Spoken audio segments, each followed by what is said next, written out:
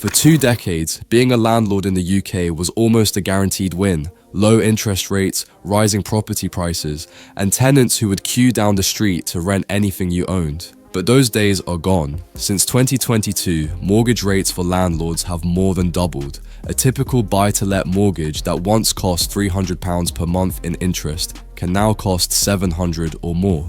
For a landlord with 3 or 4 properties, that's thousands wiped out every single month. Gone. And because rent increases can't always keep up, profits have evaporated. According to Hamptons, the average landlord's net yield after costs is now under 4%, the lowest in over a decade. Even worse, government policy changes have quietly stripped landlords of their biggest tax advantages. Mortgage interest relief, once the golden ticket for property investors, was phased out under Section 24 of the Finance Act. Now, landlords are taxed on gross income, not profit, meaning even if you break even, you still owe the government money. Combine that with higher mortgage rates, tougher licensing, and stricter energy efficiency rules, and the so-called passive income from property looks a lot less passive. But that's just the surface, because beneath the financial pain, something deeper is happening, a complete shift in who property is for. And to understand that, we have to talk about the policy that broke the relationship between landlords and the government. For years, property investors were seen as the backbone of the private rental sector. They housed millions, especially as social housing stocks fell. But over the past decade, the tone changed. Landlords became the villains of the housing crisis, accused of hoarding homes, driving up prices, and squeezing renters. Politicians noticed, and they realized something. Going after landlords made great headlines. So, the government began introducing wave after wave of reforms, all under the banner of fairness. First came the stamp duty surcharge, an extra 3% on every additional property. Then the loss of mortgage interest relief. Then higher capital gains taxes, licensing fees, and complex compliance laws. And now, the final blow, the Renters Reform Bill. This bill eliminates Section 21, also known as the no-fault eviction. It means landlords can no longer ask tenants to leave unless they can prove a valid reason, like selling the property or moving in themselves. In principle, it's a good thing for renters. It offers stability and protection, but in practice, it's terrifying landlords because the process of regaining possession is now longer, riskier, and more expensive. If a tenant stops paying rent, it can take months, sometimes a year, to get them out. And that's if the courts aren't backed up, which they always are. So, landlords are asking a simple question. If I can earn the same money in stocks without 3 AM plumbing calls or eviction battles, why stay in property? For many, the answer is don't. And that decision is rippling through the market in ways few people realize. Let's break down the math. Because for landlords, property investing is all about the spreadsheet, and the spreadsheet is now screaming red. Take a 2-bedroom flat in Croydon worth £350,000. A typical rent might be around £1,500 per month. That's £18,000 per year in rent. Sounds good until you subtract the costs. Buy-to-let mortgage, around £800 per month, maintenance and insurance, £100, letting fees and management, another £150, taxes and licensing fees, around £200, your total monthly costs, roughly £1,250. Your profit? Maybe £250 per month, £3,000 per year. Now, factor in a broken boiler, 1 month of vacancy, or a tenant who stops paying rent, and that profit can vanish instantly. Meanwhile, your risk hasn't gone anywhere, so when landlords look at the numbers, when they realize they're earning less than a savings account while carrying hundreds of thousands in debt, the decision becomes obvious: sell. And thousands are doing exactly that. According to Zoopla, landlords accounted for nearly 1 in 5 property sales in 2024, and it's accelerating in 2025. But here's the twist: this isn't just about individual investors cashing out. It's also about who's replacing them. And that's where the story gets even more unsettling. When small landlords leave the market, someone else has to fill the gap. And that someone isn't another family investor. It's corporations, private equity firms, pension funds, and massive real estate investment trusts, many of them foreign, are now quietly buying up Britain's rental housing, one block at a time. This is what's called build to rent, and it's transforming the DNA of the UK housing market. At first, it sounded like a good thing. Professionally managed apartments, on-site gyms, 24-hour maintenance, concierge desks, no more dodgy landlords or leaky ceilings. But peel back the marketing, and what's happening is far more calculated. See, build to rent isn't about solving the housing crisis, it's about monetizing it. These corporations aren't building homes for people to own, they're building assets for investors to extract income from. They treat housing like a subscription service. Instead of Netflix or Spotify, it's rent, collected every month, forever. And because they buy and build at enormous scale, they shape entire local markets. Take Manchester, for example.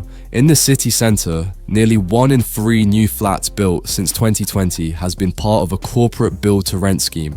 In some developments, the entire building is owned by one company, often backed by overseas investors or pension funds. These developments look slick, rooftop gardens, co-working lounges, polished branding, but their rents? They're often 20% higher than equivalent privately owned flats nearby. And since they set the going rate for the area, that becomes the new normal. The result? Corporate landlords are effectively raising the floor on what people have to pay to live in a city.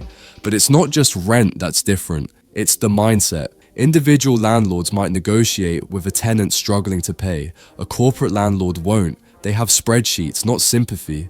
Their loyalty isn't to a tenant, it's to their investors. Their goal isn't stable communities, it's stable yield, and that yield is being engineered. Many build-to-rent funds operate on 5 to 10 year exit cycles, where they package entire developments into portfolios and sell them to even larger funds at a premium. That means your home, the place you live, raise kids, pay bills, could change ownership multiple times, all without you ever knowing. It's housing as a financial product, not a human need. And what's even more concerning is how quietly this has happened. Between 2017 and 2024, the number of build-to-rent units completed in the UK quadrupled. As of 2025, there are over 70,000 more in construction, with most of them concentrated in Manchester, London, Leeds, Birmingham, and Glasgow. Developers love it because they can sell entire blocks to one buyer instead of dozens of individual landlords. The government loves it because it boosts housing numbers without public spending, and big investors love it because it provides steady inflation-linked income backed by something everyone needs, a place to live. But here's the irony. The same government policies that push small landlords out of the market are the ones that made corporate landlords possible. Higher taxes, tougher regulations, and stricter eviction rules make it harder for small landlords but hardly affect corporations. They have legal teams, compliance officers, economies of scale. What breaks a small landlord barely dents a fund managing billions. So the field has tilted, not by accident, but by design. And the longer this continues, the more power concentrates in the hands of a few. We're witnessing the slow transformation of British housing from locally owned to institutionally controlled, from cottages and terrace houses owned by individuals to high-rises owned by funds in London, New York, or Singapore. And once these corporations own a block, they rarely sell it back. It becomes permanent rental stock, an asset class, not a home. That's why some analysts call it the Amazonification of housing. Convenient, efficient, but entirely controlled by entities you'll never meet. So, when we talk about landlords leaving, we're not talking about the end of renting. We're talking about the end of the old kind of renting, the human kind. The new landlords aren't people, they're systems. And that raises one critical question. What happens to renters in a world where their landlord doesn't have a face or a conscience? That's exactly what we'll uncover next. You'd think landlords selling up would mean lower rents, right? Wrong. Because while the number of rental homes is shrinking, demand is still surging. The Office for National Statistics reports that average UK rent jumped 9.5% in the past year alone, the fastest pace since records began. In London, it's even worse, over 12% in some boroughs. Fewer landlords means fewer available properties, and when 20 tenants are competing for one flat, landlords can charge whatever they want. Ironically, many renters are now paying more than what a mortgage would cost, but they can't save enough for a deposit because their rent keeps rising. It's a vicious cycle, one that the exodus of landlords is only making worse. But here's the kicker. It's not just about rent prices, it's about stability. With landlords leaving, tenants are facing more frequent moves. Properties once rented long-term are being sold off, forcing tenants to rehouse, often at higher cost. And for families, that instability is brutal. So while the government celebrates a fairer market, the reality on the ground is anything but fair. But there's one more layer to this story. And it's the reason the landlord exodus might be impossible to reverse. This isn't just financial, it's cultural. For decades, property was Britain's national obsession, the surest way to build wealth. The dream wasn't to own a home, it was to own several. But that psychology is fading. Younger investors aren't interested in chasing tenants or dealing with leaky roofs. They're investing in ETFs, crypto, or businesses instead. Meanwhile, the older generation, the ones who built property empires in the 1990s, are now downsizing, selling, and cashing out before retirement. It's a demographic shift that mirrors a larger truth. Property, once seen as security, now looks like stress. And with every sale, every landlord who decides enough is enough, the market tilts further toward large corporate ownership. Which raises one final question. What happens when private landlords are gone altogether? Imagine a Britain where ordinary people no longer own rental homes, where every block of flats is owned by corporations, where rent is set by algorithms, not people. That's not a dystopian fantasy, it's the direction we're heading. Because as small landlords sell up, the institutional players are moving in faster than anyone realizes. And once they own the stock, they'll never sell. They'll simply rent forever.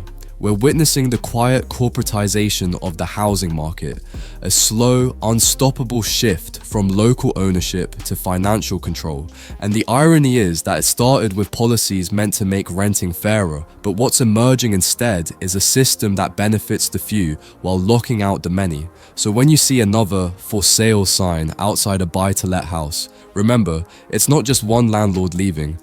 It's an entire chapter of British housing coming to an end, and the people who replace them, they're not playing the same game. The landlord exodus isn't just about profit margins or policy changes, it's about trust. Trust that the housing market was predictable, trust that property would always rise, trust that being a landlord was safe. That trust is gone, and what's rising in its place is something colder, a market run by data, yield, and investors who never see the homes they own. But in every ending, there's opportunity. Because when the old system collapses, it opens space for something new. Cooperatives, community ownership, and models that prioritize people, not profit. Whether that actually happens, that's the question Britain will answer in the next decade, because the landlords aren't coming back, and the market they built isn't coming with them.